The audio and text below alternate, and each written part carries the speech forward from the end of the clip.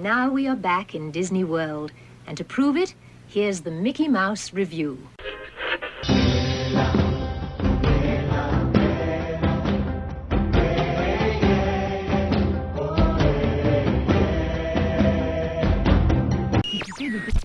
It's on to the tour that will convince you forever that the future is truly in the past. And now, ladies and gentlemen, while you are a captive audience, a display of tremendous tap dancing talent with the added cultural component of a pot of flowers balanced on my head. And now, a heart-rendering ditty by our own growler of song, Liver Lips McGraw. WDW Radio, your information station. Hello, my friend, and welcome to the WDW Radio Show, your Walt Disney World information station. I am your host, Lou Mongello, and this is show number 535, and I'm here once again not only to help you have the best vacation experience when you go to the Disney parks, but I also want to bring you a little bit of that Disney magic wherever you are, not just with the podcast, but with my videos, live broadcasts on Facebook every Wednesday night, books, audio tours, special events, cruises, and lots more. You can find everything over at WDWRadio.com. So for me, nothing in Walt Disney World evokes as warm, sentimental, and nostalgic feeling than walking right down the middle of Main Street, USA. There's so many reasons why this is my favorite land in Magic Kingdom, and reasons to appreciate it, where the main attraction and the attractor is the land itself. And this week, we're going to share our top 10-ish things we love about Main Street, USA, and ask you to share yours as well. I'll then have the answer to our last Walt Disney World trivia question of the week, and I'll pose a new challenge for your chance to win a Disney Prize package. Then stay tuned to the end of the show. I'll have more information about upcoming WDW Radio events, Meets of the Month, Wine and Dine Weekend, maybe a few other special events and more. So sit back, relax, and enjoy this week's episode of the WDW Radio Show.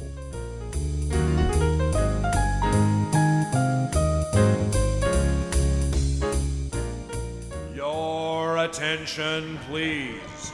The Walt Disney World Railroad now boarding for a scenic trip around the Magic Kingdom. What? If I ask you to close your eyes, unless you're driving, please do not close your eyes, but close your eyes and think of Walt Disney World, what's the first thing that comes to your mind? I think for most people, it's probably Cinderella Castle, Spaceship Earth, the entrance marquee as you approach from World Drive. But for me, it's something completely different. And no, it's not the boathouse, although it does come in a very, very close second. For me, it's Main Street, USA. And why? Well, there's lots of reasons. In fact, I could easily come up with 10 or more. Dare I say, a top 10 reasons why more importantly, why we love Main Street, USA. And when you hear top 10, you not only know that it will likely be much more than 10, and you'll be asked to go with me here, but you'll probably also hear from my friend and publisher of Celebrations Magazine, Mr. Little Timmy Foster. How are you, my brother? Can I open my eyes now? Yes, you can open your eyes. I couldn't hear you there. You listen, but it's funny that I said that and you responded that way, because you with your eyes closed is pretty much how you do most of Disney. Yeah. There's a street in Disney. If there was a chicken exit for Main Street, USA, you probably would have taken it. I want. Let's put that on my wish list. Chicken. It's funny because chicken exit for Main Street is actually on my list. In a weird roundabout way. I'm always fascinated, again, because we don't discuss these things beforehand. But we've done similar lists in the past about things that we love about other lands, hotels. Yes, I could even, and I probably should do one about certain restaurants. But this is one that I really wanted to do for a long time. And while I think it's a very subjective thing, I think there's a lot of objective things we can all cling to and love about Main Street. Like, because obviously this is not something that you are either too short. Well, sometimes I'm too short, but you're either too short or you're too scared, or there's too long of a line for. Every single person that walks into Walt Disney World at some point needs to encounter Main Street USA. Well, you kind of have to walk through it to get in. And we're going to talk, I'm going to talk to that point about how and why Main Street is not just one of arguably my favorite land in Magic Kingdom, but so very important for setting the stage, and I use that word very deliberately, setting the stage for everything that you're going to see and encounter and experience and eat throughout your entire Walt Disney World vacation. Eat. It's all about the food, although I probably won't talk too much about it. So I wanted to do a top 10 things that we love. And again, it's a subjective list. I want you to go first. I'm sure you're going to ask me and us to go with you. But when you think, when I suggested this to you, Tim, what was that first thing that you put on your list, or that first thing that came to mind, or the thing that was the most impactful, that you love most about Main Street? It was a concept. It was an idea. It was the notion of nostalgia. That's what immediately came to mind when you said Main Street. Actually, the first thing that came to mind when you said MSU, and I'm going to dime you out here and tell you people what you said to me in an email. When you were throwing out suggestions, you said MSU, and it took me 2 days to figure out what you meant by that. I was wondering when Monsters University opened at the Magic Kingdom. Then I figured it out. I know. Nope. Anyway. Nostalgia is the first thing that came to mind. This should be the last one we talk about, but I'm going to get this out of the way and start talking about this first. But largely because I feel like not only can I talk to this, but I imagine you've got a whole lot to say about this. And there's a bunch of different ways to take the word nostalgia and apply it to Main Street. So I'm just going to talk. We'll come back to some of the other ways, but what I'm thinking in terms of is it's, you talked about it's a lot of people's first experience at Disney. Once you arrive in Walt Disney World and get to the park, of course, you enter on Main Street, and that's your first experience. So I think for a lot of us, when we think of our first visits and trips when we were children and trips with our children, a lot of Main Street memories come to mind. That's where everything sort of starts and where it all comes together. So for me, I have a lot of nostalgic moments that I take from Main Street USA. I'm going to talk about them. I'm curious because I know, Lou, I know you do too, because you talk about them a lot. And the fact that our Disney lives started a decade or two apart, I'm interested to hear what you see, because I know your nostalgic memories are going to be very different from mine, but no less relevant, no less important. So now mine go back to the early 90s. And the main thing I liked about Main Street back in the day was the theater, Town Square Theater now, back then was not what it is today. It was called, this thing's in my way. Exposition Hall back in the day, back in my day, back when I was a wee little lad of 20-something, in 1992 and 93, when I would be visiting and when my daughter would visit.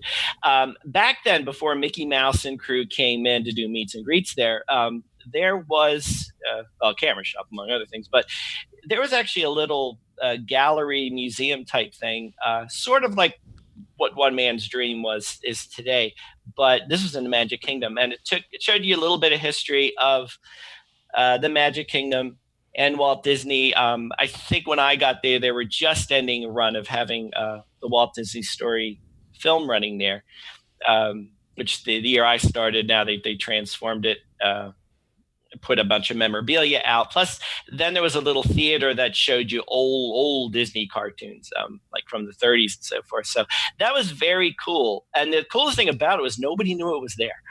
We would go in all the time and to have the place to ourselves, basically. And it was a great place to get that Disney spirit, look around and see where this all came from. Seeing the cartoons was great, especially for my daughter, who had zero connection. I mean, not that I was alive back in 1936 or 7 or 8, but it's neat to see. Even today, it's neat to see those old cartoons and the old footage of Walt Disney and the pictures and things like that, just to connect back to Walt Disney himself and where this came from. And we've talked about that notion so many times in various places of being able to connect the dots back to Walt Disney and realize how much more Walt Disney World is than just a collection of theme parks. There's much more to it than that. And that was a great place to learn a little bit more about it. And like I said, it's changed over the years, but still the whole of Main Street is still a great place to get that nostalgic feel, especially when you remember that it was really based on Walt Disney's nostalgic view of Main Street, going back to Marceline and things like that, which I'm sure we'll talk about later as we get into this. But that's my very roundabout, verbose way of saying nostalgia is the first thing that came to mind, Lou, when you said Main Street. Well, obviously, Main Street, to your point, screams nostalgia. And I think that nostalgia, Tim, you're right, applies not just to a sense of nostalgia in terms of Americana, but a personal, subjective nostalgia that we have, our memories of our first time on Main Street. I still, to this day, remember the first time I brought my daughter and in her stroller, ice cream all over her face, watching agape and wide-eyed as the parade came down and the emotions that I felt.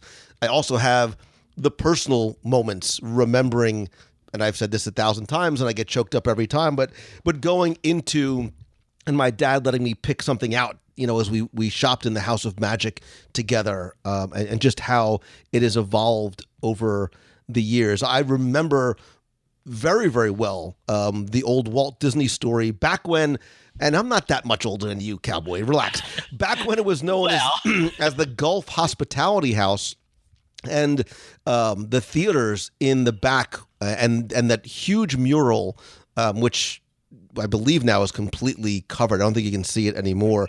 But that film was an attraction almost, and really sort of on Main Street. I remember when it was when they had the Kodak. At one point, it was the Kodak Camera Center there, and then there was a GF Camera Center earlier, where the confectionery currently is, and then there was the Disney Anna shop there. So, I mean, it's a very deep rabbit hole of nostalgia that we can go down, again, not just from a personal perspective, but I think from a Disney perspective. And that's one of the things that's not on my list that almost I now wish I put on is I love the history of Main Street. And I'll sort of have multiple touch points to that as I go through my list, because that's a lot of what I love. That's a lot of where my subjective love and nostalgia comes from. It's from some of the shops. It's from watching it grow and evolve. And then as I got older and learned more about the backstory, how that growth and evolution was not just in the real world, in the real story of Main Street, but how it also tied, or was eventually tied back to the Imagineered story of Main Street USA. So for me, Tim, when I went down this idea and I sort of just brain dumped a couple of ideas, there was one that without a doubt went right to the top of my list, and maybe I'll save it for last because I think it's probably for me the most. You know what? Forget it. I'm going to go first, just because I don't want you to steal it. But I think it's one that it's actually going to tie all the things we're talking about together, and I just, because it's first for me, I think it's also the most important. And the reason why I love Main Street USA, and the reason why it's arguably my favorite land in Magic Kingdom, is because it just feels like Walt. And I know I don't need to almost explain that because you understand. All that sounds weird when I say it out loud now. I think you can feel Walt here more than anywhere else, except maybe for Liberty Square, although he never stepped foot here. right? And we know the story about, Marceline influencing the Main Street USA in Disneyland. Obviously, the one here is much more of a Northeast New England type town, but they're all sort of evocative of that, crossroads of an era, turn of the century, the idealized imagery of what small town America. Look, I can almost do a top 10 reasons why Main Street USA makes me feel and think about Walt, right? The trains and just how personal his love of trains was to him. Summer Magic, the reference to Osh Popham at the Emporium. It's not as pronounced now as it used to be, but there used to be a lot more of bunting, and you still see the pennants, because they're not flags, that fly above Main Street USA. It was meant to be a Saturday, July 4th, again, turn of the century. It's a touch point for Walt because he loved America so much. He was such a patriot. You've heard the quotes from him about, up his spine is red, white, and blue, and if you look into his eyes, you can see the flag waving. The firehouse has a touch point and a relevance to Walt. The Walt Disney story that was there, those quaint shops that make me feel that those are the things, those idealized versions of America that Walt loved. And look, even the partner statue, and as almost a, I don't want to even call it a secondary aside, but the sharing the magic statue of Roy, like the importance of Roy and his connection to Walt and getting Walt's dream realized. Walt, although he never actually stepped foot on a completed Main Street, like Main Street is Walt's land. And I think that's one of the reasons why I enjoy it so much. And I have such a nostalgic feeling because of my gratitude to and for Walt and everything that comes to follow as you reach that central hub and you radiate out into the other lands. It didn't start with a mouse. It started with Walt. It starts on Main Street USA for me. Yeah, and you kind of touched on what the bit, well, the nostalgia bit I was talking about. You really kind of brought home what I was talking about. And I'm curious how people are going to react to this, like what their memories are going to be, because I know we're going to get into the shops and all that.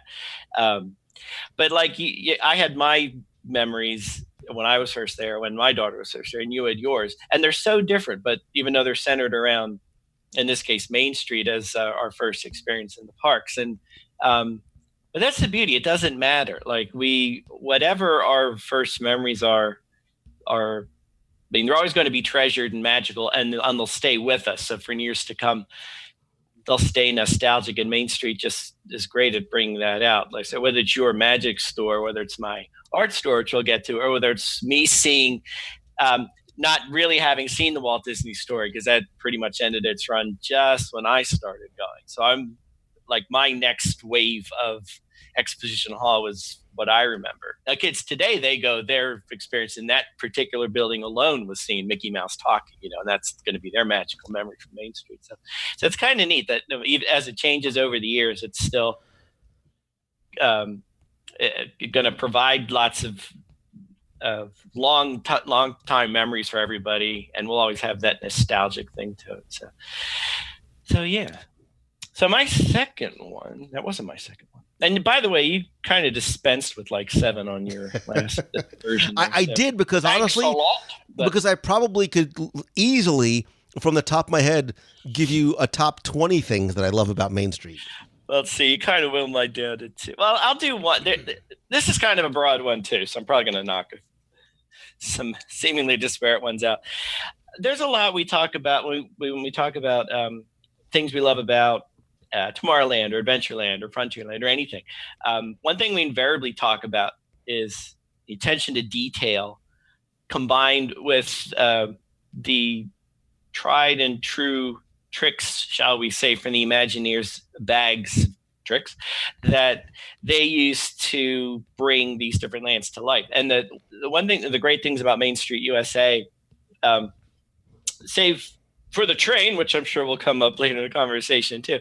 This is a land that's devoid of attractions. It's just, a place, a state of mind, as you were, and a way to get to the rest of the park. And I'm going to come back to that too, because I think that's an overlooked aspect of it. But Main Street being what it is, though, it still encompasses everything we love about how Disney brings the story to life. We talked about when you start learning about Imagineers, what Imagineers do, and the little techniques and tricks that they use to make things appear perhaps grander than they are. You can see them in Main Street, and for a lot of people, this is their first exposure to a lot of these things like forced perspective, which we've talked about a lot, and you can see all over Walt Disney World and the parks and resorts and so forth. But right out of the gate, as you walk into in Magic Kingdom, you see probably the most infamous examples of forced perspective between the decreasing heights of the windows as you go up to the stories on the shops on Main Street, all the way down to Cinderella Castle at the end. As they use forced perspective to make it look 500 feet tall instead of 189 feet tall or whatever it is. And things like that, to things like the color of the pavement being a pinkish reddish color. The better you could say it's because they're rolling out the red carpet for you, but it's primarily to provide contrast with the greenery and the shrubbery nearby. And these are all things you don't notice as you see them. You don't come by and go, "Oh, that window's shorter," or I understand why this walkway is that color. But these are all things that the Imagineers have done and used to bring everything to life in a grander way than it would be perhaps in real life, and also to complete the story of where you are. And I know I'm counting on you, Lou, to talk about the backstory of Main Street, of which there is a lot to talk about. But as you go down Main Street, aside from the Imagineers' tricks, there's all these little attentions to detail that we've talked about in other sections of the park. And they're just as prominent here in Main Street, whether it's the flickering of faux gas lamps or shadows moving in the windows in the upper stories that you might see at night, or even things as subtle as the signs that you see throughout Main Street, and mainly at the beginning. And these are signs that, along with the Main Street windows, which of course honored Disney legends and important folks over time. These are things that you don't really look at or notice per se. You might catch them out of the corner of your eye, but they help to blend in and bring that whole story to life in little subtle ways you probably don't even notice. But like most stuff at Disney, if you look closely, you'll find lots of little hidden treasures here and there. And this is one thing I just noticed on my last trip, because Lou, I'm going to talk about the chicken exit to Main Street, USA. The chicken exit being when they open up the pathway behind the stores on the right-hand side as you're walking down to Cinderella Castle. And I will admit, Lou, you could help me here. It escapes me. I swear I heard there's actually a name for that thoroughfare. Do you know what it is? I'm putting you on the spot. I mean, I could make something up and pretend that I something like Side Street or something. I'm sure there is. I'm sure there's. But if anybody knows. But anyway, of course, that they'll open that area up if it's particularly crowded, if there's a massive people trying to exit the park after the fireworks or whatnot. We were there during Mickey's Not So Scary Halloween Party, and they had it open as well. I guess primarily for crowd control and whatnot. But as we went through, most of what's back there is normally backstage, but there's still some signage back there that I either didn't notice before or it's just strictly back there. And you don't normally see it when that section is closed. And two I saw in particular were for Lucky's Livery and Boarding Stables, and another for the Blue Ribbon Ice Company, and they're both just nostalgic signs looking like turn of the century, the last century, not this one, kid. And they blend seamlessly in with the decor and theming of Main Street, but again, if you look close, you'll see little tiny things. In this case, on the signs, these are both for companies, one established in 1893, the other established in 1901. Those, of course, being the birth years of Roy and Walt Disney. So there's little things like that that are referenced all the way through Main Street and the parks themselves. But since we're talking about Main Street, anywhere you look and there's a sign or there's a year, there's a number, take an extra peek at it. And you may register, oh, that's such and such. Like you might see the sign for the casting agency, which was open since 1971, the year the Magic Kingdom opened, and run by a young chap named Walter Elias Disney, who you may know well. But if you know the references, great. If you don't, it's kind of fun to maybe do a little sleuthing and figure out who this person was or what that year signifies and that sort of thing. And there's so much treasure to be found of that nature on Main Street alone. Forget even getting the rest of the parks. And like I said, it brings together all those imagineering tricks and their methods of putting in tributes to important people in Disney history everywhere you look. But so subtle and so discreetly that you wouldn't really notice as you're just passing through. It just adds to the whole ambiance and feel of the land. So. And that's the chicken exit to Main Street, USA. You know, so much of what you said, Tim, and I think this is indicative of of something you mentioned before. So much of what you said ties into multiple things on my list, because I think especially in this land, they are so very much intertwined, and I could have sort of jumped in and touched on probably 4 or 5 things on my list. And it's funny, as you were mentioning the windows on Main Street and talking about those people and executives and Imagineers who were so important to the creation of Walt Disney World, I was thinking about even before you step foot into the park. Remember the walk around the world bricks that they started selling back in 1994? They were like $100. I have 2 of them, actually. I have one by the TTC. I have another one by the park. Like, I think almost to a certain degree, and I just thought about this for the first time, so it might not make any sense. You know, those windows on Main Street are referencing the people who were important in the creation of Walt Disney World, and those walk around the world bricks are referencing the people who are important like every day in Walt Disney World. Like the most important people in Magic Kingdom and most important people in Disney World are the guests. So the Imagineers have their windows, and some of us have our bricks, which I think are representative of all the guests in Walt Disney World. There was another point that you made which touched on something that was on my list, and this is sort of the one that I'll sort of connect to. You talked about the design and the layout and the very deliberate, well thought out choices in terms of color palettes, window design, window height, the gas lamps, the details, the authentic antiques and props and souvenirs and all those little things that complete and tell the story of Main Street. I think Main Street USA, one of the things that I love is that I think it is very much an example. It's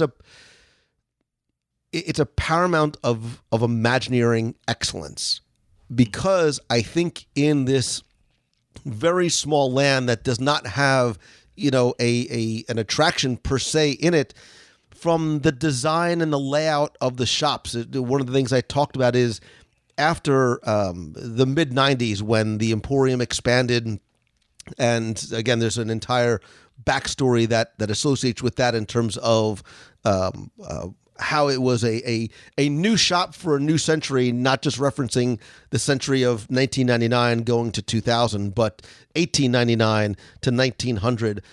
There were some very important psychological and sociological choices that were made in terms of laying that shop out to make for better guest satisfier and better guest shopping experience, which in turn, you know, nice secondary benefit, certainly increased profits as well. But when you start to pull these things apart and see why it was smart to, instead of having multiple small shops on one side of the street that you'd have to check in and check out of and then move to the second shop. And it was almost more laborious for people, especially at the end of the night when you're tired and it's crowded, to shop for everyone in your family. By opening that shop up, by having visual weenies and cues, not just inside the shop when you're out there, but as you're walking by the shops on Main Street USA, to draw guests in, to make people go from browsers to shoppers. It's very, very smart. But again, even going back to pre-1955, using Disneyland as that model for a storytelling vehicle, again, tying into another thing that I love, and I guess I'm making this a twofer or a threefer, a fourfer, the backstory of Main Street, the progression and the growth and the storytelling of this small town that was and still is very much rooted in the bases of urban planning, right? And it's not just this sentimentalized version of what wanted to be in this sort of near perfect representation of small town America, but this idea of this backstory and this progression of this town that starts off in this idealistic, small in scale, inviting, non-contradictory environment in architecture and color, and sort of starting from the central square and then growing from there. Those are things that are very much rooted in early and current urban planning, but from almost from an architectural and design element, it really is meant to create and stimulate contact between the consumer, the person that's walking with their family down the street, and the shopkeeper, right? And I mean the shopkeeper in the 1890s. But what's most important about that, and I think it still does to this day, is it forms a sense of community. And I'm going to go circle all the way back to my first point. That was something that was very important to Walt. He wanted to represent a town that wasn't just prosperous and growing. And as you walk down Main Street USA, you really are passing forward through time, but it really does bring up these memories of a warm and welcoming town where any child would have been happy to grow up in, right? Much like Walt, he loved that idea of small town America. That was sort of the impetus for trying to create something like that in Celebration. But I think because of the story, because it is rooted in real world urban development and the way American towns have grown, it's very evocative and it is very sentimental, and it's idealistic, but it's also grounded in reality. And again, going back to the idea of, the backstory and the details and Imagineering, the props and the lamps and the decorative elements, if you look very carefully, don't rush down Main Street to get to the Dash for Splash or the Race for Say. Look at some of those Cape Cod style ornamental gingerbread trim and the woodwork and the cornices and the window decorations and the etched glass and the wrought iron. Like, you really get this not just resort type Victorian era Eastern Seashore feel, but you really do get a sense of community that's in this town. And I guess I'm going to connect a third one, which is even brought to a more realistic sense by virtue of the cast members on Main Street USA. And I don't just mean the cast members working the shops, but the Streetmosphere characters, the may he rest, the mayor of Main Street and the Hildegard Olivia Harding and the other suffragette women. Like, those are all the things that combine all these elements, right? The backstory and Imagineering and what Walt wanted this land to be, to bring it all together and to sell us on the idea that we have traveled back in time to a much more simpler community-based period. Yeah. That's all you got. I give you that as a response to yours, and you give me yeah. No, I'm dumbfounded. First of all, I'm trying to count how many you got in there. Two, I'm still trying to get... I think that's one. It's sort of three, possibly four. Excuse me. That were on my list. I'm still trying to get over sentimentalizing. Sentimentalized. Whatever that right. word is. Whatever. No, that's so great. That was funny because when you were going through all through there, I'm going, yes, I had that, because there's so much. And I think that's it. And that was expected, Tim, because it is all so woven in so closely together. You can dissect and almost compartmentalize some of the other lands because of the individual attractions and things that are there. And I think that's part of the beauty of Main Street, is that it is, all these things are very much connected in this land. And maybe that's another reason why I love it so much. Well, I think you brought to mind one. I didn't even have this on my list. And I'm ashamed because it is one of my things I'll say admire most about Main Street, because this is going into a purely utilitarian area here. I know we're going to come back to shops, and because I got some shopping stuff to talk about, and I hope we talk about the cast members more, because that's what it's all about. But as you were talking, I was thinking about how Main Street, the design of Main Street is pure genius, first of all. I guess it's tough to remember as you're walking down Main Street. It doesn't have attractions, discounting the Walt Disney Railroad, and it is shops and eating and whatnot, and it is an entranceway. So in a lot of senses, its purpose for existing, shall we say, is largely functional in serving a purpose to get from the entrance to the inside, and there you go. But this is where I think Main Street really encapsulates what we admire so much about Disney, and everyone involved, from Walt Disney himself to his ideas to the Imagineers of today, and then how they create new lands and new parks and so forth. What I was thinking is that in lesser hands, this notion of, all right, we need a place for people to come in, and we need a way to get them from the gates out to the good stuff. In lesser hands at another park, that could have been usually probably what it is in most parks. It's a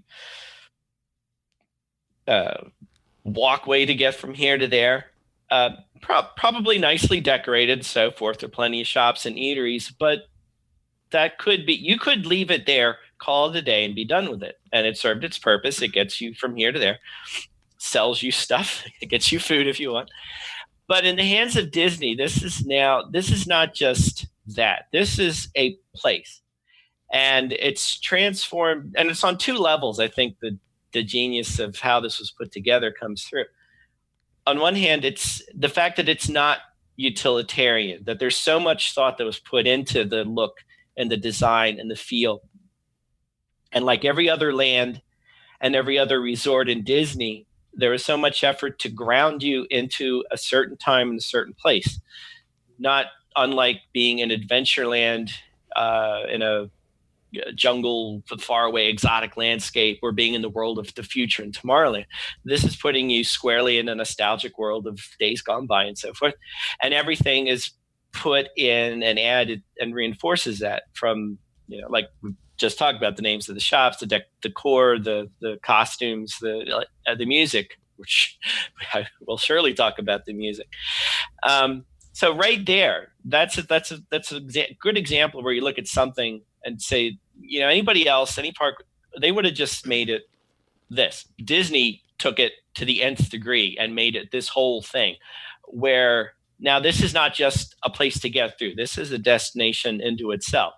You may argue with that as you're trying to get out of the park with 80,000 of your closest friends at the end of the night. But during the day, and when it's not so bad, it is a place to go spend some time to relax. And if you really are in the mood for shopping, not just to get a requisite souvenir for somebody, but if you really truly do want to shop, there's so many great places to shop which again, I think we'll come back to later. But I know, Lou, you've had old favorites and we all have new favorites, and I have some new favorites that I love. But that's the great thing about it, is it's grounding you into a time and a place. And the other thing I love about just the functionality of Main Street is the hub and spoke design of it.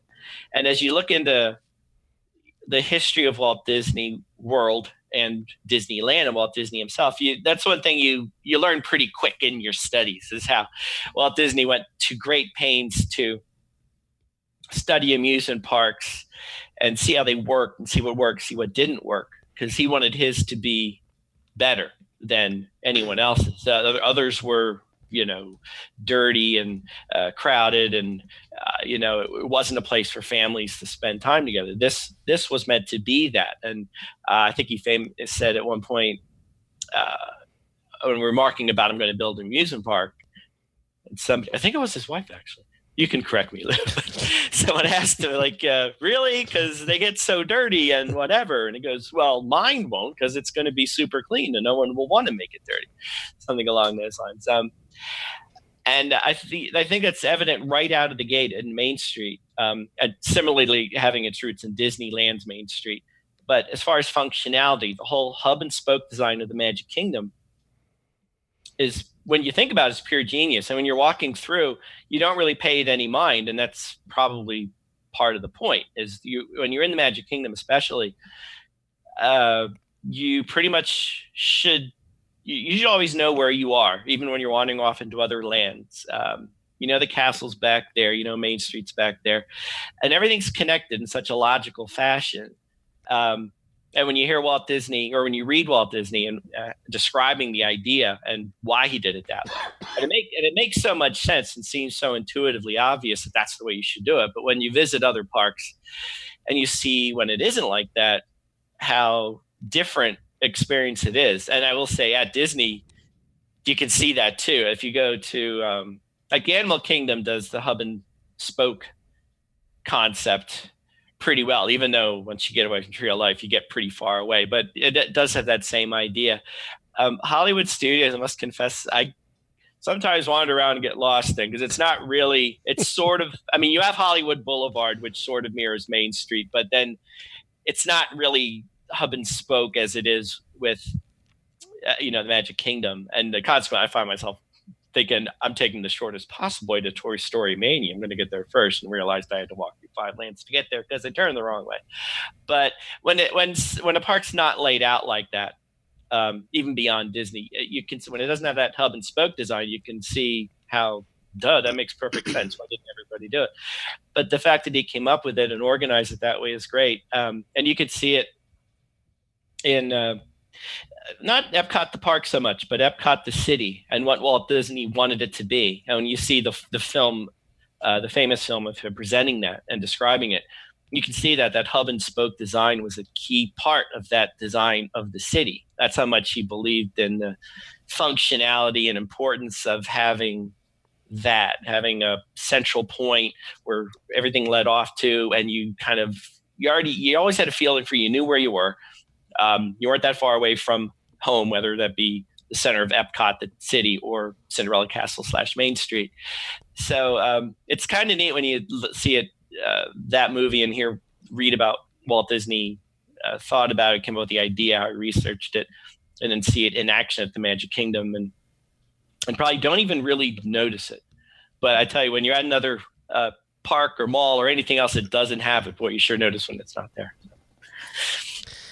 So that's actually going to be a wonderful transition, right? You talk about not noticing it, but unless it wasn't there, because the next thing on my list could almost have been first. I could almost have saved it for last, because it is not just one of the things that I love, but I think it's such not even an important. It's a requisite element of Main Street USA, and I would ask you the next time you're there to do what I asked you to do at the very beginning of this segment again, which is close your eyes. Because it's not about paying attention to the details that you see, but it's about what you hear. Because that period music and then some rearranged, relatively recent music is what brings those stories to life. The music of Main Street, and in 13 years of podcasting, I've never repeated a topic. I want to and need to revisit the music of Walt Disney World again, and some of my favorite music in any Disney park, and one that, I don't listen to. I couldn't tell you like who a modern singer is, because if it's not from the 80s or the Disney parks, chances are I don't listen to it in my car. But I love the music of Main Street. And there's actually, there's a lot of, it's not just the background music, which is what I thought of when I first said this, because I'm thinking back to history. I remember the old, the saxophone, I think they were called like the Keystone Cops or something. There was like a saxophone quartet. The Walt Disney World Band still has, turn of the century and Disney classic favorites, and I love the brass and the percussion. The Main Street pianist over at the Coca-Cola, the refreshment corner. I know Jim Omohandro has been there forever. He is he's a fixture there. Obviously, the Dapper Dans singing on the corner, or sometimes even in and out of some of the shops. I mean, if you close your eyes and think of Main Street, it's one of the things that you think of. And I just came from Disneyland, so I was getting confused when I said the refreshment corner as opposed to Casey Corner, and the old Coke refreshment corner in Disneyland. But even the Main Street Philharmonic, which I believe kicked off right about the time that they expanded the Emporium. So this is probably somewhere around 2000 or so. But the background music of Main Street USA, which probably about I think it was maybe 2012 or so, the music loop was updated for Main Street. And still to this day, some of the songs come from modern as well as some of the older Disney films. So I love, for example, Beautiful Beulah is from Summer Magic back in 1963, which connects directly to the Emporium, the story of Osh Popham. I can go down that rabbit hole very easily, but I love some of the ragtime music, like the Junkman Rag and the Desecration Rag.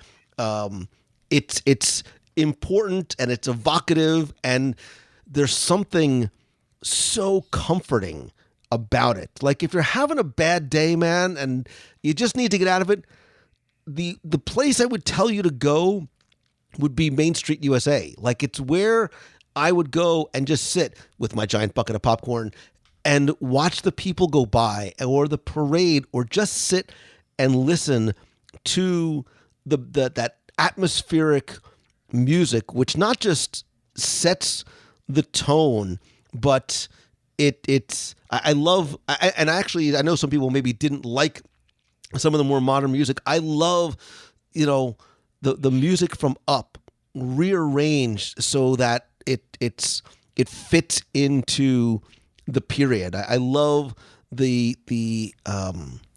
some of the older music which was rearranged back in, like I said, I think it was 2012. So I'm happy having, Married Life by Michael Giacchino from Up mixed in with excuse me, the ragtime music and Beautiful Beulah from Summer Magic. I think it all fits. It works well together. I think it provides music that I think the music in Main Street you don't pay attention to until you hear something that catches your ear.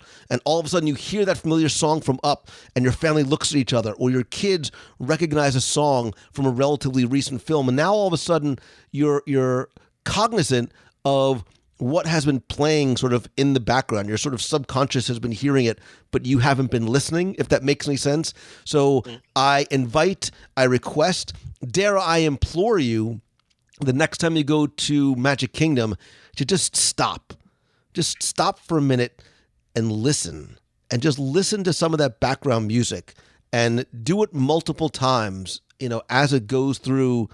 I don't even know how many songs are in the loop now. I mean, there's got to be 20 songs probably in that loop, and I'm guesstimating.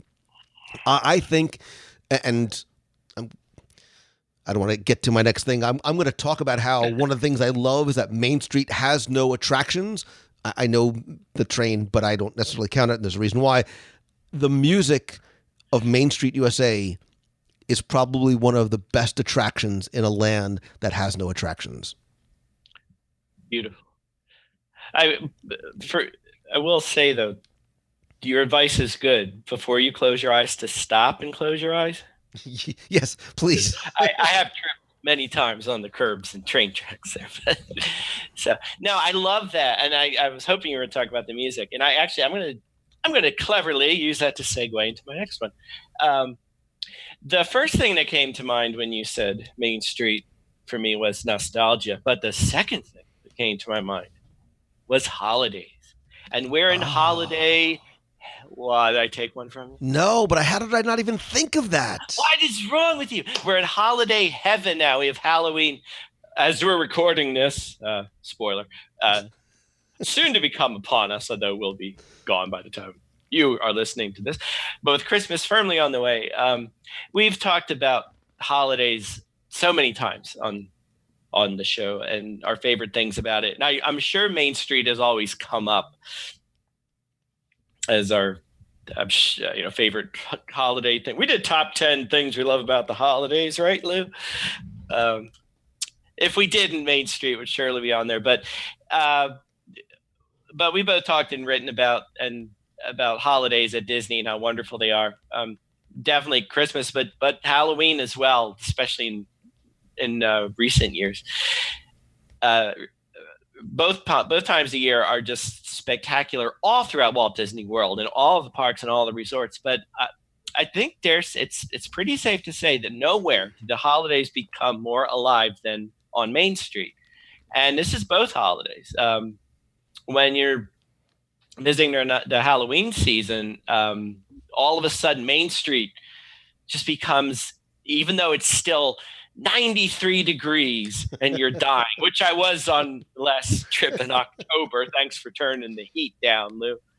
But autumn is alive and well on Main Street. There's orange buntings and flag pennants flying all over the place, hay bales, scarecrows. You'll see Mickey-shaped pumpkins and all kinds of stuff going on. And it's almost as much, almost, not quite, but almost as awe-inspiring and all-encompassing as Christmas is. But what they've been doing for Halloween for a long time now is in and of itself really spectacular. So it's pretty much all of the fall season, all the way from September all the way through the holidays on Main Street is a wonderful time. And of course now Christmas is gearing up, and maybe aside from some of the great decorations they have in some of the resort lobbies, Christmas really doesn't come alive anywhere better than on Main Street. And it's everything about it. It's of course the spectacular Christmas tree in the middle of town square. And again, there's so much detail to pay attention to if you want to. I just noticed in recent years that I actually looked at the toys underneath the Christmas tree, noticing one was a train and noticing it was called the Lily Bell, after Waltz by Lillian, which I didn't notice all the times I was there. But it's one of those things. The more you look, every time you look, you'll find something more. So and when Christmas comes out, there's so much more to look at. The windows on Main Street are all transformed, and it takes Christmas window shopping to a whole new level, from just the displays that they put up in the jewelry store and the confectionery and everything else. Not to mention the Christmas Carol themed windows that come up with Donald Duck and friends, with different little beautifully detailed dioramas that have different scenes from the film, which really remind me of the light boxes, Lou, that we've talked so many times of, but which you can get on Main Street in the Uptown Jewelry Store. But we'll come back to that. But best of all is Sing Cinderella Castle, adorned with the dream lights at the end of Main Street. And I think we actually had that in when we talked about grand reveals or wow moments or something along those lines. I'm pretty sure that was one of them. As you enter the Magic Kingdom and take that turn down Main Street, especially at night, and especially at Christmas, to see the castle in front of you at any time of year is amazing. But at Christmas, with the lights shimmering off in the distance, is just, it's beyond words.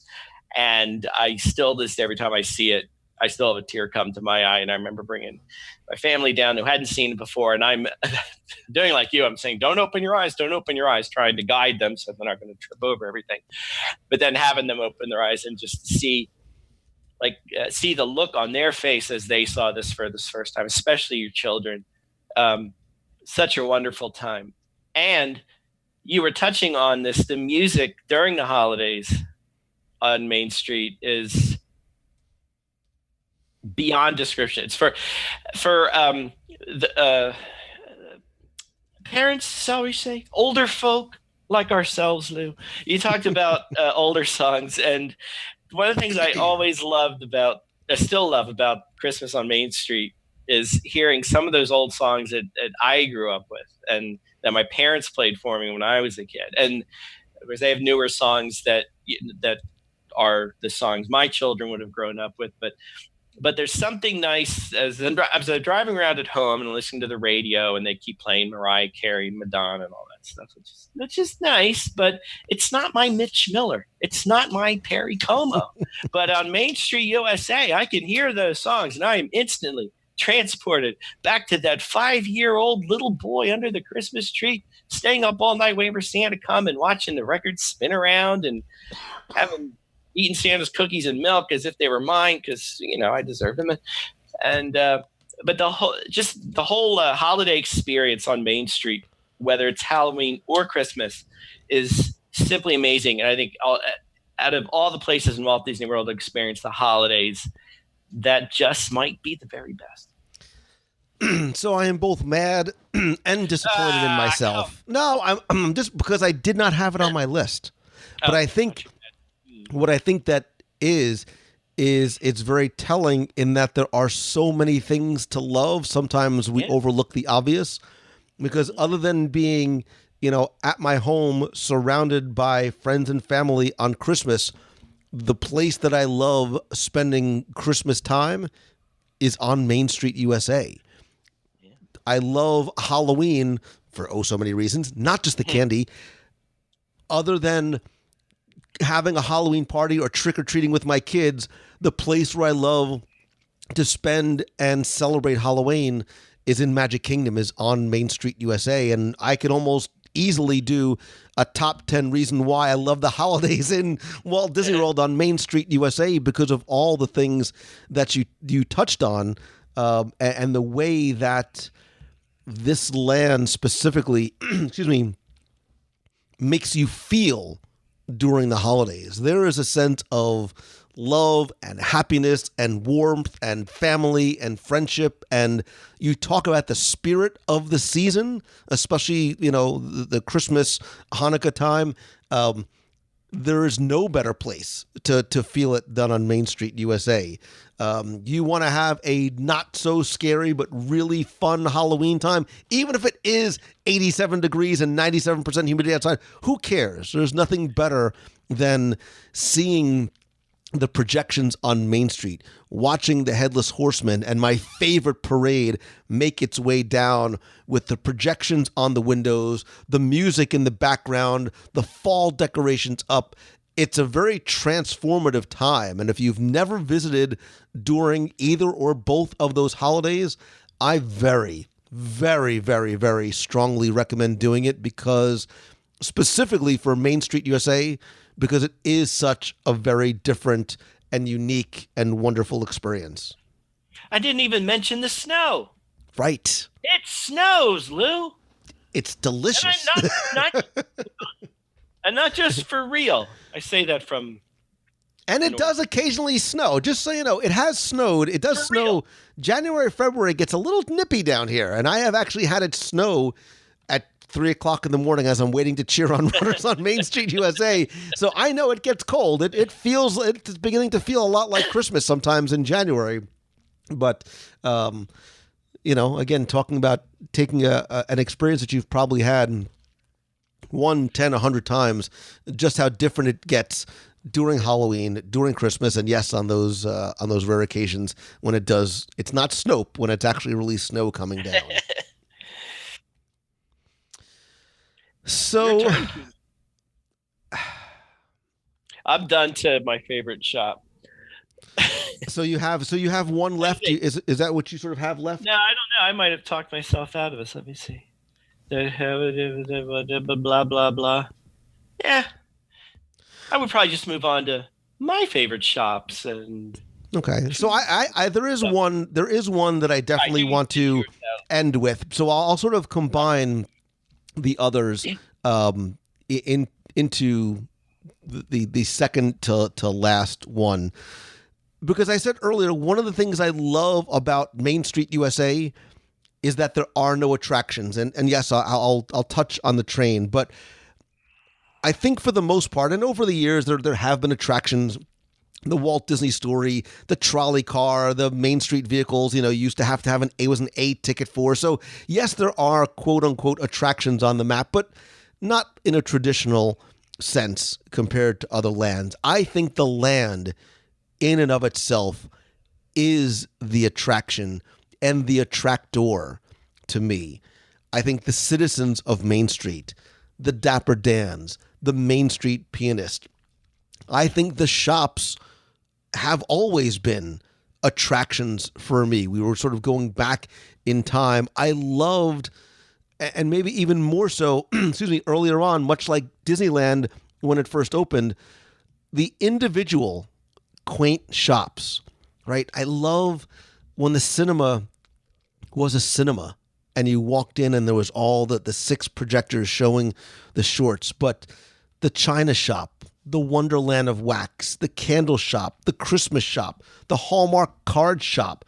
Yes, the magic shop, the House of Magic on Main Street has a very, very deep, personal, sentimental, attachment for me. But I think those were, and still to maybe a bit of a lesser degree, are attractions. And I think there are attractive things that you can find in the shops. I think each of the stops, especially in the Emporium, although not so much, has a story to tell if you know where to look and you follow it, not just outside the shop, but inside the shop, in terms of the progression and the growth of the store, how it became much more prosperous as the town grew. You can see, or you used to be able to see, really how Osh Popham and his family lived upstairs, and the kids got older, and there was that graduation as you went from section to section as they broke down the walls in between. But even on the other side, when it was the GF Camera Center and now it's the confectionery, and it used to be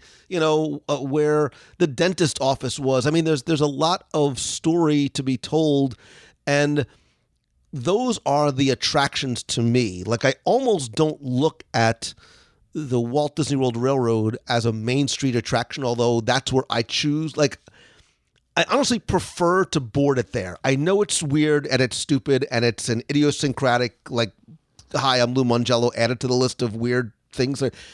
I prefer to board the train from Main Street USA than anywhere else. It is an attraction to me more than it is a conveyance.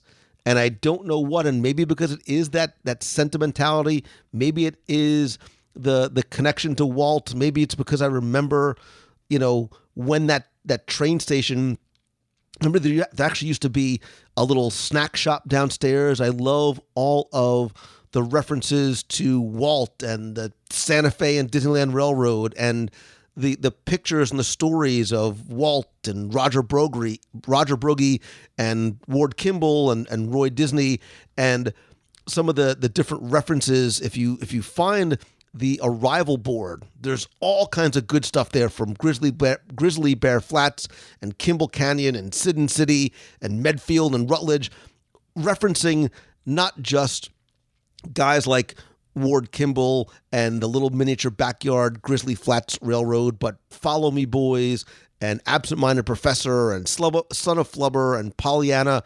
Like, I love how there's a lot of Walt in there, as well as the story-based nostalgia of Main Street USA and the Disney-based nostalgia referencing some of those old films. Years ago, and I think most of them are actually gone now, upstairs, I used to love the antiques and the mutoscopes and some of the things, excuse me, that they at one point moved from the Penny Arcade, may you rest in peace, to the second floor. But I loved the player piano. I love the woodwork and the marble floors. I love those little stereoscopes that, for the most part, aren't really there as much. But there's something special still about the railroad here and in Disneyland and maybe to a lesser degree in some of the other parks that is not just what helps begin the story, because the train station, specifically Main Street, is not just a vehicle to allow you to board and disembark from the train, but it creates that gateway. It creates that portal that as you step under those archways, which were deliberately placed not in the center, but off to the side, so you have to have that grand reveal of the castle, that's where you step back into time. Listen to the music from the front of the train station to as you walk through, and sort of the lights of the cinema dim, and they raise up again as you step foot onto Main Street. The train station itself serves many masters and serves many purposes, and I think that's one of the top 10 reasons why I love the Walt Disney World Railroad, specifically the Main Street USA train station. For a land that has no attractions, that's an attraction that lives there, but there's something unique and special about it. But for me, the fact that there are no attractions and that the land itself is the attraction is very powerful to me, and it's one of the reasons why if I go to spend a day in Walt Disney World, I will probably find myself spending most of my time, if I'm just sort of wandering around or just relaxing, snacking, it's probably going to be spent on Main Street. And that's part of the reason. Not because I'm going shopping per se or looking for anything per se, but there's something very comforting and comfortable about that land where I'm not almost distracted by an attraction that I need to go and ride, if that makes any sense to anybody other than me. I lost you. Wow. Yeah. Thanks for the vote of confidence. That makes perfect sense. That was beautiful. I dare say, I hate to ask you about food because I'm just awakening the beast. But what's your favorite Main Street food? It's there's no question. Oh, there's no question. No, it's not even a thought. It's because it's one of my all-time favorite foods. Come on, it's so simple. It's popcorn. Popcorn cart. Popcorn cart on Main Street USA. I know you. Popcorn cart. I will sit there with my bottle of water and a popcorn, which I'm not planning on sharing with anybody, and a bucket of popcorn. And I just want to watch. I want to watch the people go by. So I'm going to contradict what I just said. One of the attractions on Main Street is just sitting there and watching the parade of people go by. As the parade passes by, it's the parade of guests and families, and stand by that hub and watch how many people come in and see the castle for the first time. And adults and kids I saw it after Momentum recently. I saw it happen, and it's a wonderful thing to watch. It is, and I will caution, I did this. Don't forget people are taking their pictures there. And I only say this because I realized I was photobombing everybody for like 10 minutes and not realizing it. Because I was just standing looking at the castle and realized I was standing on the photo pass spot and everyone was. I just throw that as a cautionary tale. Be mindful of others. But see, I would have shared a caramel apple with you, though, Lou. I mean, you're not going to give me any popcorn. So how do you eat your caramel apple? Do you eat it right off the stick, or do you have them cut it for you? But I confess, I've never had a caramel apple in my life, Lou. But Stop it. I just wanted to make you feel bad. So. You've never done... what a child. No, we need to sit down and... I have. Now, cupcakes at the confectionery. That's a good time. I will say, you probably have 20 more, or maybe you got through them all.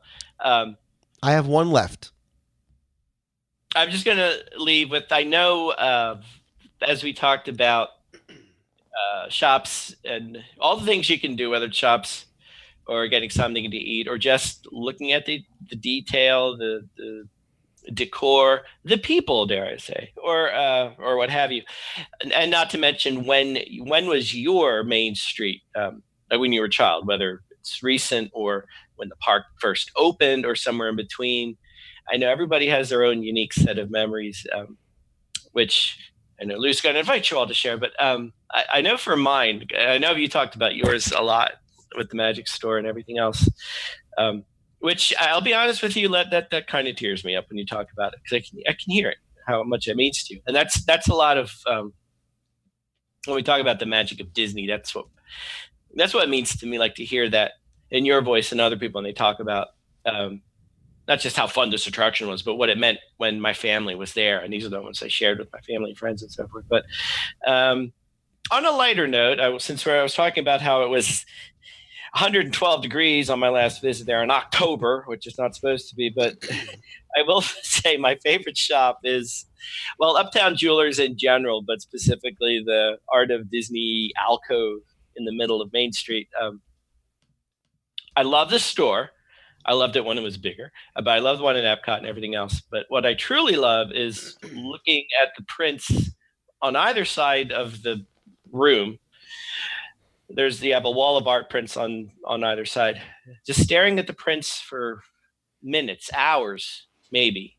And you know why? Yes, the prints are beautiful, but also in that spot, the greatest source of air conditioning in the entirety of the Magic Kingdom is in that very spot. It's like a freezer in there. So if you ever see me standing there and you see me staring at the plane, feel free to get it for me for Christmas, but do realize I wasn't staring at it so much because I was that enamored with it. I was just cool. That's what I'll end my. Giving up my secret air conditioning spot is what you're going to end off with. That's a big secret, dude. That's a big secret right there. The exit of the Plaza ice cream parlor. Just don't get anybody's way. Really the shop. I am interested in hearing what everybody says, because I have my own favorite shopping places. No lie, the Art of Disney part of Uptown Jewelers, but even Uptown Jewelers in general, just everything in there. The $35,000 something crystal castle in the window. Go in the back of the Arribas Brothers shop. Look at the glass. Watch the glass blowers. Yeah. There's such great Americana storytelling and detail back there too. Even if you don't buy anything, there's really neat details in terms of the theming of the shops. Like you can go shopping without spending a dime, because each of those stores tells a story. Go find the mural in the Center Street area of the Emporium. Look at how beautiful that painted mural is. Look at the vignettes of the Victorian era. You want to see a spectacular chandelier that you've probably never noticed before? Walk in the Center Street entrance to the Emporium and look up and look at how spectacular the artistry is on that chandelier. Go watch them dip caramel apples. It's great. I love how you keep bringing it back to food. You're luring me with the food. All right, go. So my last one, and it really is my last one. I have no honorable mentions after this. Hold on. So my final my final thing that I love about Main Street USA comes down to one word: America. Quick but important disclaimer. This is not about politics, but people. We the people. Like I talked before about how Walt wanted Main Street and was very deliberate in terms of wanting people to feel comfortable, wanting to be about community. I think of this in terms of a national community, right? Main Street USA is evocative of Walt. One of the things that Walt remembered as a kid. What I remember is it was simpler times, right? Walt was an he was very much a patriot. Like, he loved this country. He believed very much in what America stood for and stands for. And I think sometimes when now, people focus on their differences more than the things that separate us instead of the things that bind us, a place where there is that sense of patriotism and community is such a wonderful thing. And when I say America, that's not meant to exclude anybody. I think, on a global term of the community of humanity, right? Like, I think, and I say this half jokingly all the time, like, I think the thing that we need to unite humanity as just a people is we need like a giant alien invasion. Like, that's going to be the thing that's going to bring us together. But it's that small, I mentioned before, right? That small town America where people were friendly to each other, and the consumers and the shopkeeper, they knew each other. It formed a sense of community. As the story of Main Street grew, the community grew. And Walt spoke of Disneyland's Main Street. He said Main Street it wasn't just his hometown. It wasn't is everyone's hometown. It's the heartline of America, right? And he wanted that sort of, that representation of that small town America feel. And you see it not just with, look, even something as simple as Casey's Corner, right? It's baseball and hot dogs and the delicious cheese sauce. But it's like, it's all American. And maybe to sort of to bring that point home, I've said repeatedly and then contradicted myself how there are no attractions on Main Street, USA. There is an attraction that happens every single day. And I think it is the best attraction that you possibly have never seen before.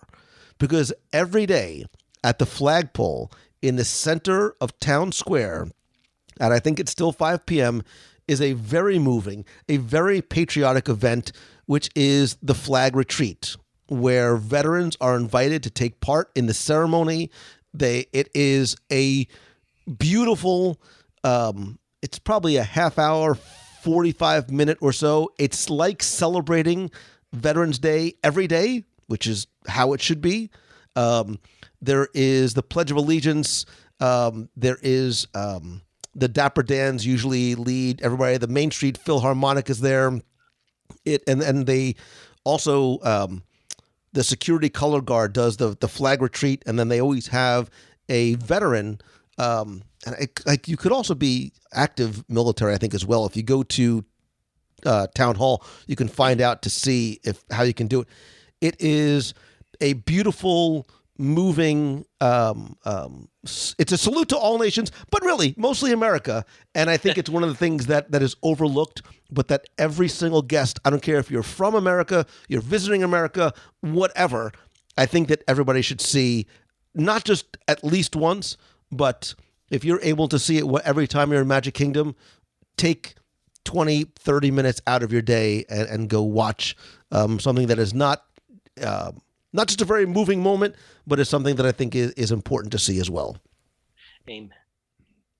So with that, Timmy Foster, since you have no more, I think, it's funny, as we were talking about the different things on our list, and again, they're all so interwoven with each other. They all connect. There are some, while there's subjective things that we love, there are some threads that are tied throughout. And I think one thing that Main Street does and is and feels is it's so warm. And the reason why it's the thing you see first is because it is so warm and so welcoming. And I sort of look at Main Street as welcoming you into this park with open arms. And you may not have realized this before about me, but I'm very much an optimistic person. I am very much an optimist.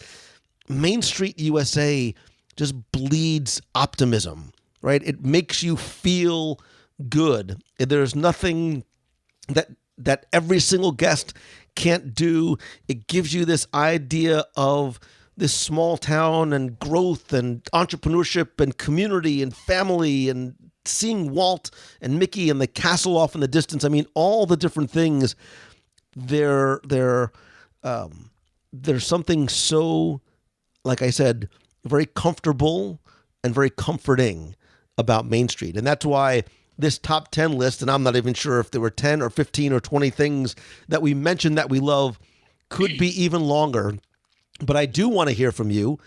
What is the thing or the place or the sound or the feel or that sort of intangible thing that you, my friend, the listener, what is that thing, that one thing that you love most about Main Street USA? There is no wrong answer. Whether it's the popcorn, the Dapper Dans, the cheese sauce. I keep going back to food again because now I'm hungry. Well, the cast members, the story, the simplicity, the trolley, the horses, the train station, whatever that thing is for you, tell me what it is that you love about Main Street. And there's lots of ways you can do it. One, you can call the voicemail at 407-900-9391. It's 407-900-WDW1. Call from your house, call from your car, call from Main Street USA. Let me hear it in that voice. Tell me what it is that you love and why. You can also email me, lou@wdwradio.com. Better yet, go to our community on Facebook. It's the Box People group because you sort of live in this, we all sort of live in this box. Go to wdwradio.com/community. Start and keep the conversation there about the thing, and I'll start a thread there about that thing that you love most about Main Street USA. And then when you're done, open up a new tab on your browser window. Don't go away. Stay in the community. There's lots of fun stuff to talk about there. Open up a new tab on your browser or on your phone and visit the very lovely celebrationspress.com. Because Tim, tell them what they can find there. You know what they can find, Lou? I don't know if you know this yet. We have a new thing coming out. Well, not only can you find Celebrations magazine. What is it? I think this is the scariest thing because I don't know what's coming next. You don't know because we just came out with it. We're going to come out with a new. Look, I was just one of my favorite things in all of Walt Disney World. And we could do a top 10 on this. Is Illuminations. I know we've talked about this a lot, how I had to yell at you guys on video. It's captured when you ruined my Illuminations moment. But now that we know Illuminations is making way for what promises to be an even bigger and better show, though. I was in a nostalgic mood and thought we should do something for Illuminations. So we are coming out with our newest hardcover coffee table collectibles book, Remembering Illuminations. It's going to be out in early December, just in time for the holidays, but it's on pre-sale now, so you can get yours at a discount. And Lou, I'll send you a link because you don't even have this yet because you don't even know about this. So you can visit the website and find it there, or I'll send a link to Lou and you can hopefully throw in all his goodies. But so if you're a fan of Illumination, we're making this for you because I love it just as much as you. So we're going to have a few stories on the music and the technology and the story behind it and everything. But most of all, we're going to have hundreds and hundreds of beautiful, beautiful pictures. I saw some of them already. They're amazing. We have great photographers who are helping us out on this. So I'm very excited. So that's what's new. That's what's coming. Well, maybe, maybe you can, I'm going to put you on the spot. Maybe you can hook a brother up because I'd like to, maybe I can even convince you or I'll buy an extra one from you and I'll give it away. Maybe on a live show one night. Buy one from me? We'll absolutely give one away. There you go. There you go. That's good stuff, man. I dig me some Illuminations, although I'm very, very excited for what is coming next. And speaking of what's coming next, our next top 10 with little Timmy Foster. Yes. And if you, not you, Tim, you, listener, have an idea for a top 10 that we've never done before, something you want us to visit or even revisit if it was long ago, email me, let me know, or post in the Facebook group. And I promise little Timmy Foster will be back. I've got a couple of really good top 10 ideas. I got one. Top 10 things I really loved about my time at the Boathouse with Lou. Oh. So mean. I'm the mean one. folks. You're a mean one, Mr. Foster. You were very busy on your last trip, and I was very busy, traveling. But I'm going to have to.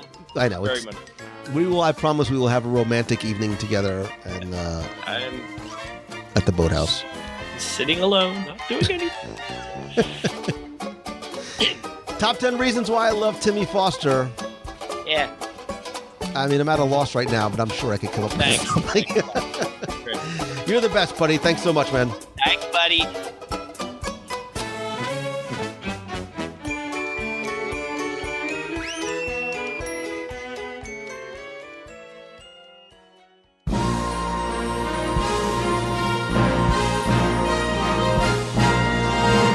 It's time for our Walt Disney World Trivia Question of the Week, where I invite you to test your knowledge of Walt Disney World's history, or just see how well you pay attention to the details in what you see, or hear, or taste.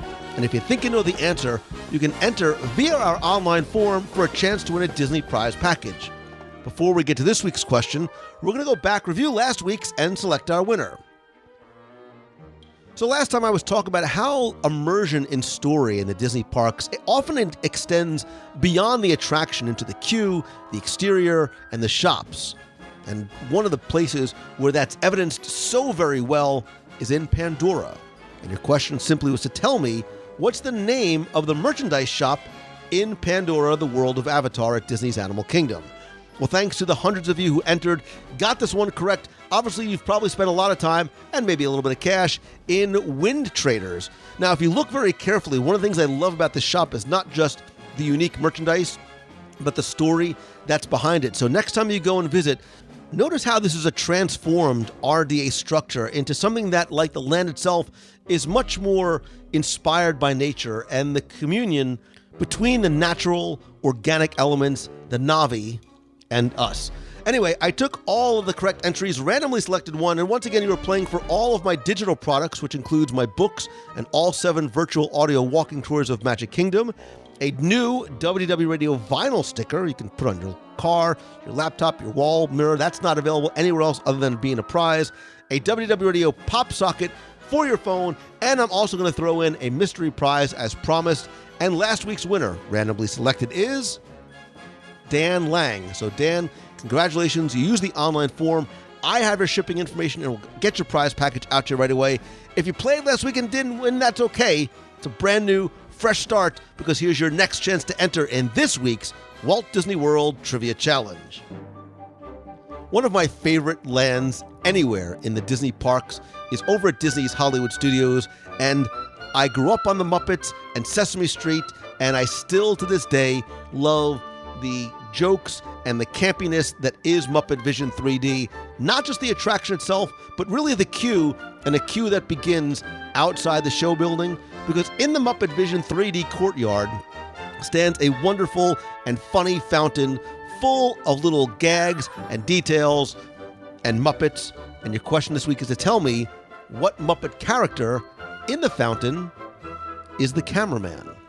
You have until Sunday, November 4th at 11:59 p.m. to go to WDWRadio.com, click on this week's podcast episode, use the online form there, because this week you're going to play for all the digital products, the vinyl sticker, a pop socket for your phone, and I'm going to throw in a WDW Radio t-shirt, so make sure you indicate your shirt size as well. So good luck and have fun.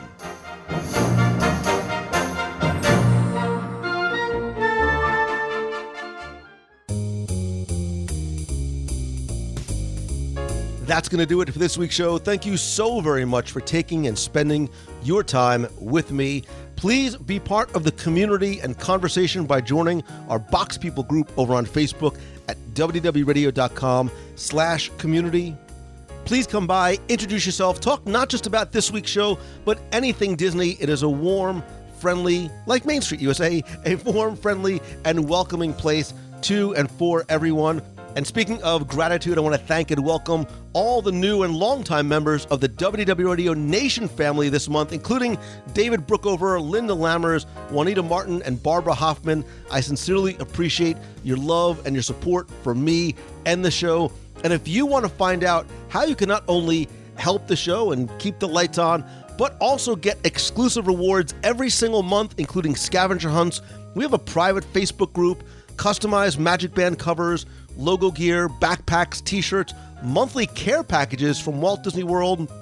I also do exclusive live video group calls. You also get early access to special events, lots of other benefits as well.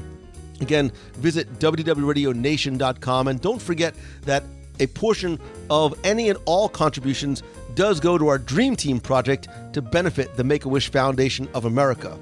In addition to the podcast, please join me every Wednesday night at 7:30 p.m. Eastern for WDW Radio Live. It's a live video broadcast and conversation with you, both from the studio and oftentimes out from the parks. If you turn on notifications on the WDW Radio page or Box People group on Facebook, you'll also get notified as I go live, oftentimes from special events out in the parks and more.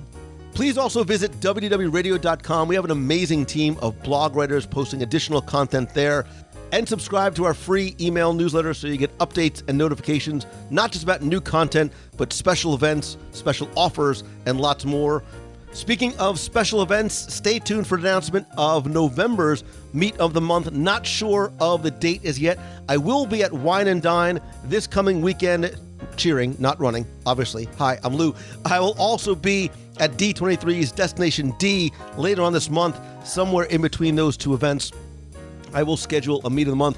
Again, visit the Box People group or the WDW Radio page over at facebook.com/WDW Radio to find out about other upcoming events, meetups, and running team events. I'll also be announcing some on-the-road events as I travel to speak, not just domestically, but internationally, and doing some meetups as I travel to speak at conferences and events in schools. And if I can do that for you, visit LouMongello.com to find out how I could either come to speak at your event or work with you one-on-one or in small group coaching as well. Also, stay tuned. I will be announcing my next Momentum Weekend Workshop in Walt Disney World later on this week, as well as my next Momentum Retreat coming in February. Both of those announcements will happen this week. The 50-person conference and the 10-person retreat are just ways that I can help you turn your passion into your profession, and really, more importantly, turn what you love into what you do. Speaking of somebody who loves what they do, thanks again to Becky Mankin and her entire team over at Mouse Fan Travel. We had an amazing time. We'll be recapping our Adventures by Disney Backstage Magic Tour in the next couple of weeks.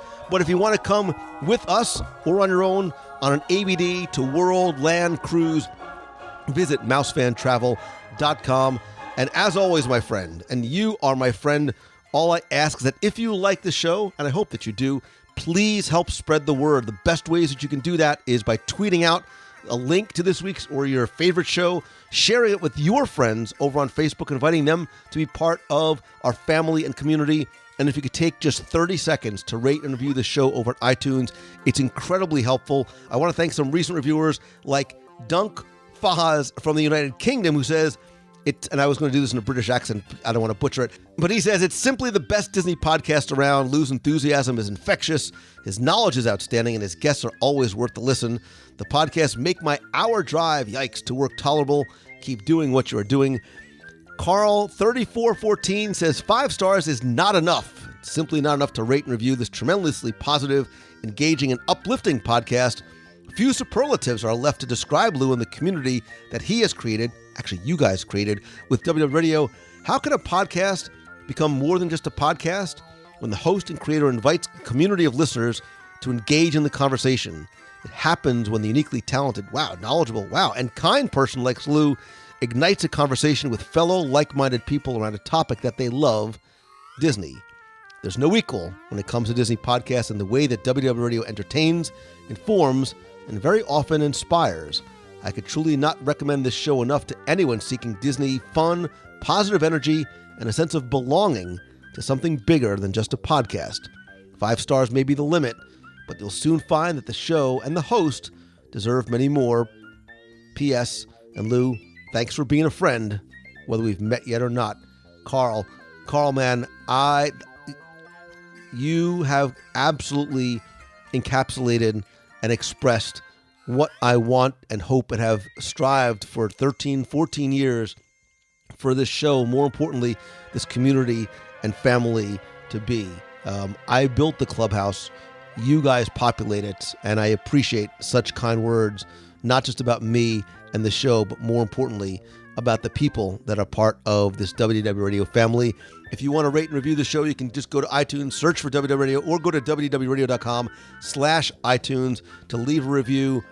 Finally, and most importantly, I cannot tell you how much I appreciate your love, your support, your enthusiasm, and your friendship. You give me a gift every day by sharing those things with me and allowing me to share my love of Disney with you through the show and live video and on social, and most importantly, through the face-to-face relationships that we get to have. And you, individually, you matter so much to me. We talk about community, but it is about you. It's about the individuals that make it up. And even beyond the being friends, whether we've met yet or not, I promise that I genuinely care about you. You are not a download, a like, a heart. You are a person, and I care about every single one of you, and I am grateful to and for you.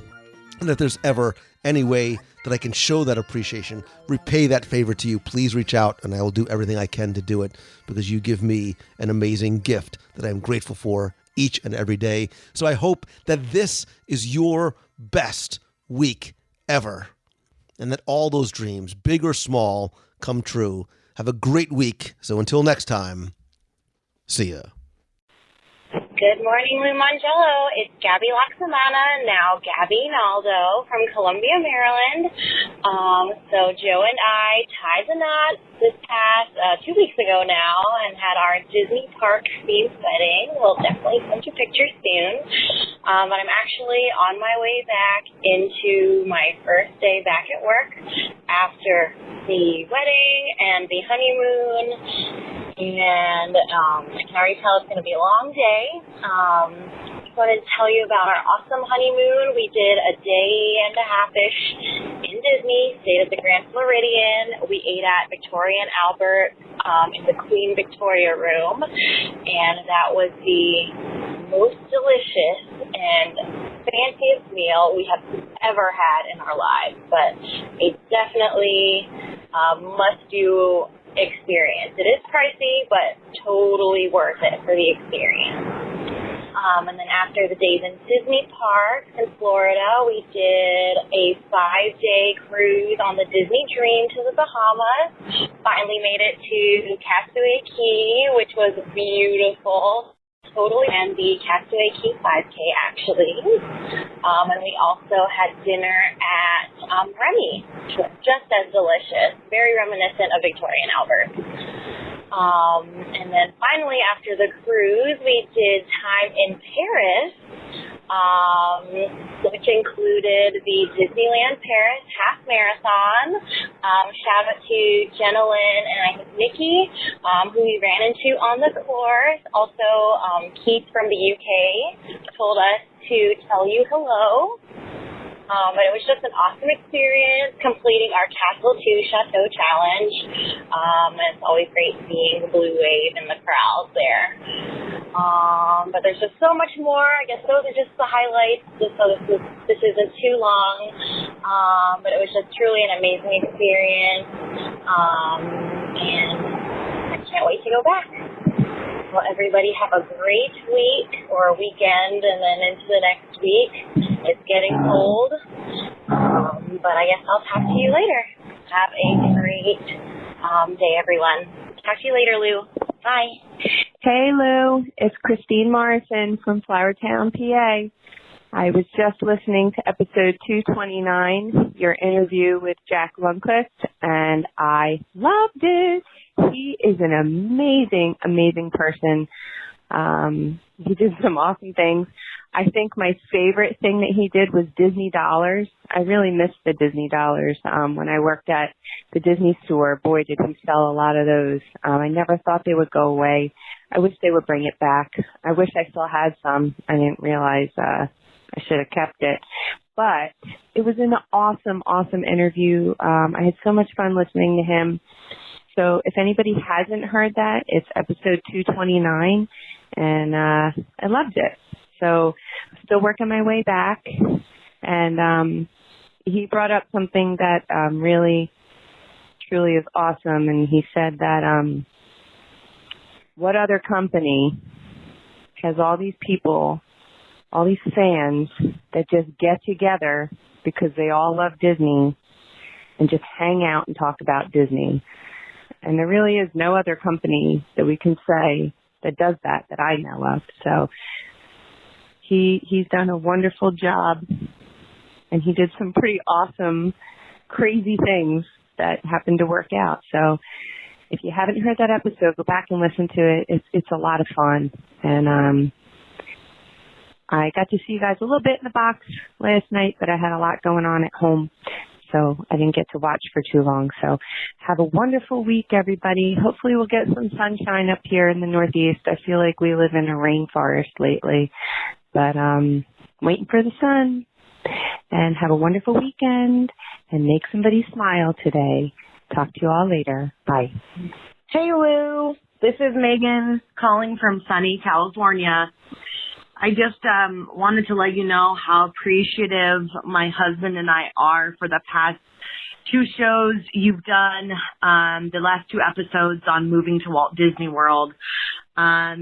It's not just about moving there for us. There were so many things said by you and your friends that really meant something to us.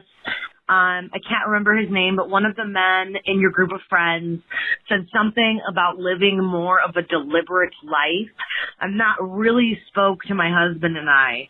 I am just so thankful that we heard that. You know, moving to Walt Disney World has always been a dream of ours, and I always, for whatever reason, just always thought it would be just that, a dream. But after listening to your show, it really made me realize that there are people out there who have done this, and that it's okay to leave your family and pursue a life that you want to live, and that I guess in some ways it's real. It can be very real. I really hope that one day I can meet you all, and that hopefully I can be at those meets of the month after I become a permanent resident of Florida, and more specifically a 1.2 miles from the Magic Kingdom. Thanks so much, Lou, for the inspiration, and keep up the great work. Bye-bye. Hi, Lou. It's Jim O'Neill on my annual mancation, driving from Michigan to New Jersey to go camping with some old friends from the neighborhood and Boy Scouts, and you and Becky keeping me company on the drive through Ohio with some listener email. I just wish I had some more episodes to listen to, but I can't stockpile them. I have to listen to them as soon as they come out. So thanks for the company, and hopefully I get to see you in early January when I'm down at Disney World. Talk to you later. Bye. Hello, Mongello. It's Charlie Maggie from cold Western New York. West Seneca, New York, I should say. And I have 2 barking dogs in the background that are getting excited for the Halloween venture this week with all the trick-or-treaters. They're getting their voices in order. You have 350 days until that Japan trip coming up, and I have 91 days until I am back in Walt Disney World, and I am so looking forward to getting back to my happy place and seeing the new world of Disney that you were at the opening for yesterday. Oh my goodness, it looks phenomenal. Thank you so much for sharing it with us. Stay positive and be kind, be careful driving with all the trick-or-treaters out on the road this week. Have a magical week. And happy Halloween. Love and hugs.